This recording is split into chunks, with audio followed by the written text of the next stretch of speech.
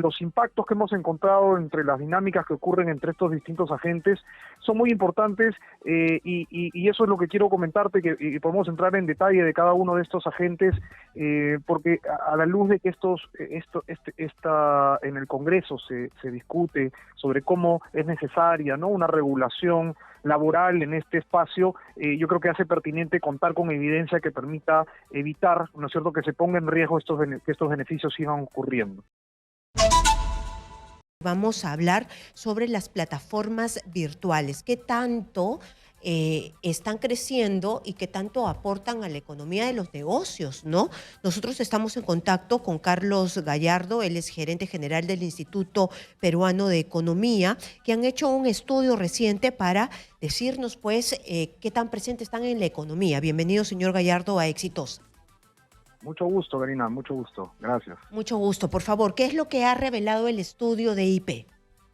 Sí, este es un estudio en su segunda edición que tiene, digamos, la primera salió hace un par de años y los impactos que recoge este estudio son bien importantes porque permiten revelar el ecosistema muy importante que existe entre las plataformas, que pueden ser estas de movilidad, como son Uber o Cabify, y las plataformas de reparto, de delivery, que son plataformas como Rappi o Pedidos Ya, y los usuarios, que vienen a ser los motorizados o los conductores, los usuarios son las personas de a pie, y los socios son los repartidores o los conductores, y los aliados, que son los restaurantes o comercios desde los cuales se hacen los repartos, ¿no?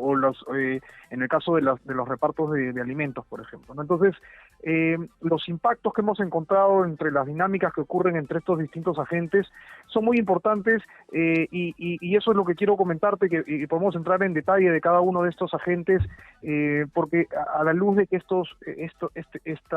en el Congreso se discute sobre cómo es necesaria, ¿no?, una regulación laboral en este espacio, yo creo que hace pertinente contar con evidencia que permita evitar, ¿no es cierto?, que se ponga en riesgo que estos beneficios sigan ocurriendo. Claro, por supuesto, conocer cómo se manejan, cómo se mueven para no entorpecer. Sí, efectivamente. Por ejemplo, te cuento, los usuarios, ¿no?, las personas de a pie, ¿no?, los que demandamos un taxi o pedimos un delivery de comida, ¿no?, suman ya 2 millones de personas. El 80% de estas personas están en Lima, ¿no? Este número se ha más que duplicado desde el 2020, ¿no?, comparándolo con 2022, que es ese estudio que acabamos de publicar, levanta información hasta el 2022. La cantidad de servicios que van demandando ha crecido por 2 en el caso de la movilidad. Estamos hablando de 530.000 servicios diarios, y en el caso del reparto, del delivery, es por 3, casi 120.000 servicios diarios, ¿no? Estas personas que demandan estos servicios encuentran en estos servicios mucha mayor seguridad, mayor comodidad, evitar salir de su casa, un ahorro mayor de tiempo. Más del 50% de las personas encuestadas responde que esa es la principal motivación, y se encuentran satisfechas, más del 60% se encuentran satisfechas con el servicio que estas plataformas le dan, ¿no? Tanto es así que más del 90, digamos, más del 70% usa más de una plataforma, con lo cual podríamos decir también que hay una competencia, digamos, si no me gusta una plataforma me cambio a otra, ¿no? Y en el caso de los repartos, y más del 50% en el caso de movilidad. Eso para hablarte de los usuarios, de las personas de a pie. Luego tienes a los socios, ¿no? Los socios son los conductores de los taxis, los motorizados de que hacen los repartos de alimentos, ¿no? Y en ese caso tenemos 120.000 taxistas, ¿no?, y más de 30.000 motorizados dedicados al reparto, y estos números se han multiplicado por 2 en el caso de los taxistas y por 3 en el caso de los repartos, y tienen como su principal motivación de usar estas plataformas el ser independientes, ¿no? Ellos se autodenominan trabajadores, el 85% de ellos se autodenomina un trabajador independiente, ¿no? Y más del 50% lo tiene como un trabajo complementario a otro que tiene, o sea, como un trabajo secundario, si quieres, que le permite complementar los ingresos que percibe, ¿no? Y esto es importante porque a nivel del Congreso, ¿no? Y esto es un fenómeno mundial, se discute si son o no trabajadores independientes y si no debiera corresponderles una normativa laboral que los califique como tal y por tanto obliga a las empresas a proveerle de un contrato laboral del régimen privado, como digamos, como tiene cualquier trabajador en una empresa formal, ¿no? Entonces, eso es bien importante, ¿no?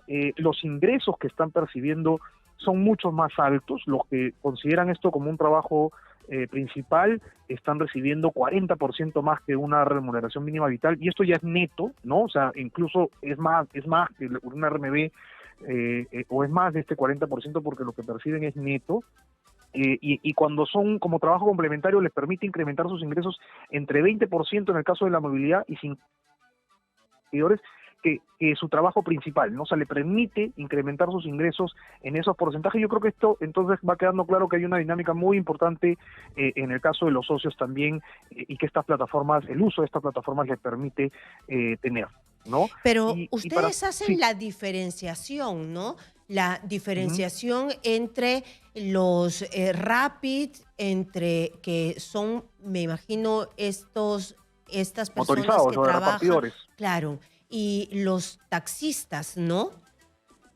Los conductores, sí, Sí. como digamos, este estudio se basa a partir de 6.000 encuestas que hemos hecho, tanto a los usuarios, que son las personas de a pie, los socios, que los dividimos entre los socios conductores, que son los de taxi, los de aplicaciones como Uber y Cabify, y los motorizados o socios repartidores, que son, por ejemplo, Pedidos Ya o Rappi, ¿no? Ahí en pantalla ves todos los socios que han participado en movilidad, y en el caso de delivery, ¿no? Que son, digamos, los que te he ido mencionando, ¿no? Entre otros. ¿Ya?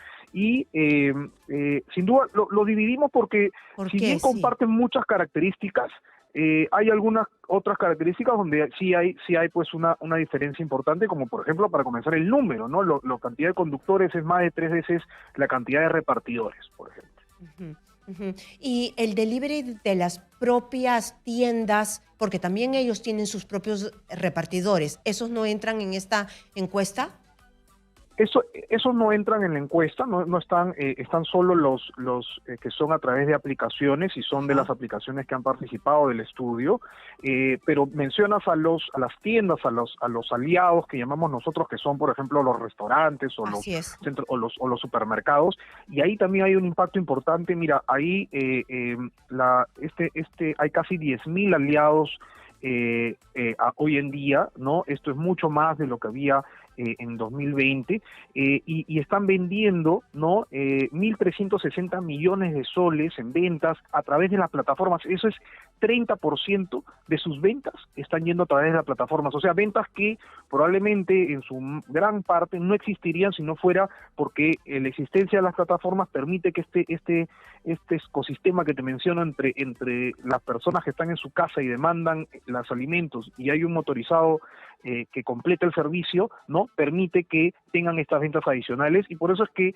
estos negocios reportan, ¿no es cierto?, que más del 60% reporta que el principal beneficio de usar las plataformas es que ahora les está permitido aumentar sus ganancias.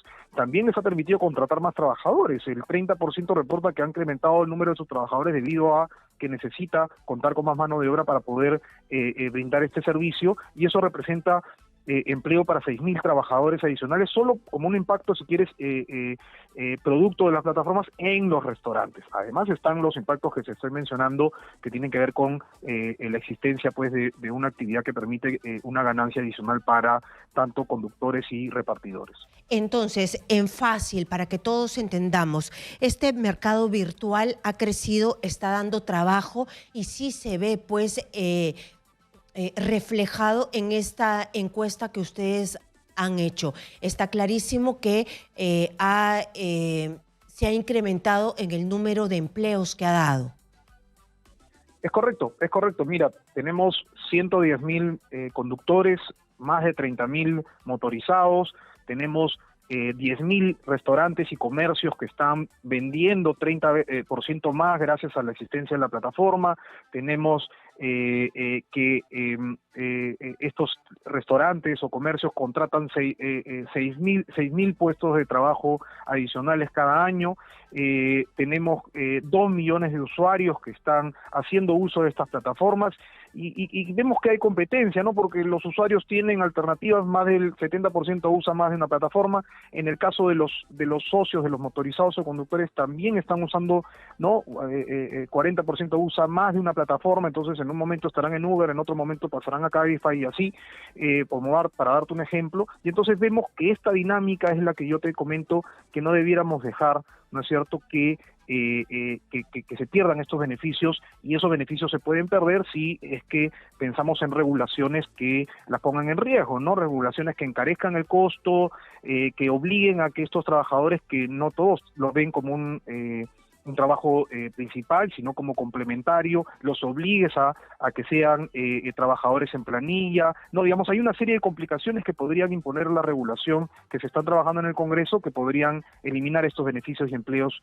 ingresos de familias que hoy tenemos, ¿no? Eso mismo, yo he escuchado varias veces que hay diversos pensamientos en el Congreso de la República, proyectos de leyes que buscan regular estos emprendimientos y además trabajos por plataformas virtuales, pero ¿qué se hace para la formalización? ¿O el mercado es quien maneja estos tipos de trabajo? Porque también hay gente que maneja muy bien esto y a gran escala, pero hay personas que no, que son negocios que prefieren en realidad no dar más trabajo en vez de formalizarse, ¿no? Mira, algo adicional es que esto si quieres, permite no solo los beneficios que te comentaba de empleo e ingresos, pero también de bancarización, ¿no? 9 de cada uno de estos conductores y repartidores recibe o perciben ingresos a través de entidades financieras, a través de cuentas bancarias, ¿no? Entonces, y son trabajos independientes, ¿no? Y en ese sentido, yo pienso que es un error pensar que se les pueda poner una etiqueta de un negocio informal o de una relación laboral que es informal, ¿no? Ahora, yo te he hablado de las magnitudes, pero esto no deja de ser un pequeño grupo, un pequeñísimo grupo. En el Perú existen más de 7 millones de trabajadores independientes, y aquí estamos hablando de 140.000, 150.000 conductores y repartidores. Es menos del 2%, ¿no? Entonces, el Congreso está buscando regular un espacio muy pequeñito, ¿no? Sin terminar de entender las dinámicas distintas que te he ido mencionando, de que, oye, no todos son trabajos principales, no todos usan la misma plataforma, usan más de una plataforma. O sea, no terminan de comprender todas esas dinámicas que son bastante cambiantes, y entonces, al buscar regular este espacio muy chiquito de los trabajadores independientes, creo que se olvida del problema más grande que mencionabas tú, que es la gran informalidad de los trabajadores independientes que no tienen una cobertura apropiada de salud y de pensiones, y eso creo que debería ser la tarea principal, ¿no? Como ponernos a pensar qué tenemos que hacer, ¿no es cierto?, para que los trabajadores independientes, y en general todos los trabajadores independientemente de su condición laboral, de su situación laboral, de si son dependientes o independientes, reciban un nivel de protección en salud y pensiones adecuado y que sea de calidad, ¿no? Entonces, ese creo que es la principal tarea que debiera tener nuestro Congreso y nuestro Ejecutivo, de cómo logramos eso, en lugar de, sin terminar de comprender estas dinámicas, regular una actividad que está dando bastante empleo e ingresos. Muy bien, Sí. ha quedado clarísimo. Carlos Gallardo, gerente general de IP. Muchas gracias por estar aquí.